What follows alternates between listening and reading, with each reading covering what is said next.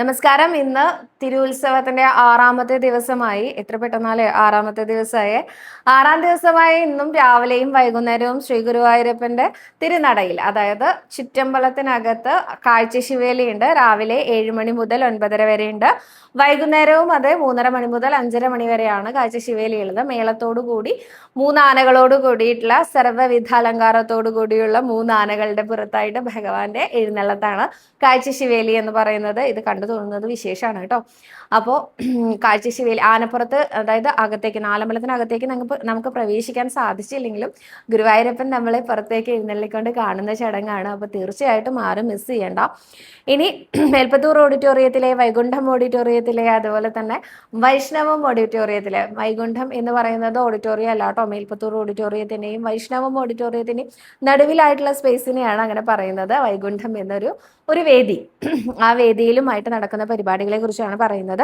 ഇത് കൂടാതെ നന്ദനം, വൃന്ദാവനം എന്നീ 2 സ്റ്റേജുകളുണ്ട്. ഈ 2 സ്റ്റേജുകളിലും നിരന്തരം തിരുവാതിരകൾ നടന്നുകൊണ്ടേയിരിക്കുകയാണ് കേട്ടോ. രാവിലെ 5 മണി മുതൽ രാത്രി 10:30 മണി വരെയാണ് 2 വേദികളിലായിട്ട് നിരന്തരം തിരുവാതിരകൾ നടന്നുകൊണ്ടേയിരിക്കുന്നത്. ഇനി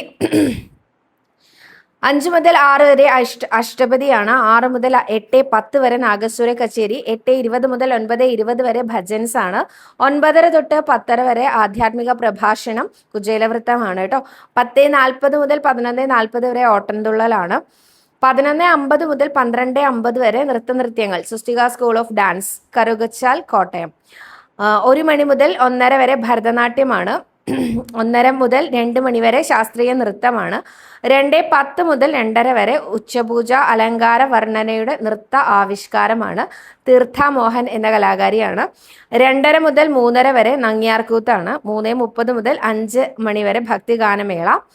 5 മണി മുതൽ 6 മണി വരെ കരകാട്ടം. 6 മണി മുതൽ 7 മണി വരെ ഒഡീസി നൃത്തം. 7 മണി മുതൽ 9 മണി വരെ സംഗീത കച്ചേരി. 9 മണിക്ക് കൃഷ്ണാമൃതം എന്ന നൃത്താവിഷ്കാരമാണ്. ഏതൊക്കെ തരത്തിലുള്ള കലാരൂപങ്ങളാണ് ഭഗവാന്റെ മുമ്പിൽ അവതരിപ്പിക്കപ്പെടുന്നത് അല്ലേ. എന്തായാലും ഒന്നും മിസ് ചെയ്യണ്ട. ഓടി വന്നോളൂ, കഞ്ഞി കുടിച്ചോളൂ, പഴുക്കാമണ്ഡപം തൊഴുതോളൂ. അതുപോലെ തന്നെ തിരുവാതിരക്കളിയും മറ്റ് എല്ലാ പരിപാടികളിലും പങ്കെടുക്കാൻ നിങ്ങൾക്ക് ഓരോരുത്തർക്കും സാധിക്കട്ടെ. ശ്രീ ഗുരുവായൂരപ്പൻ അനുഗ്രഹിക്കട്ടെ.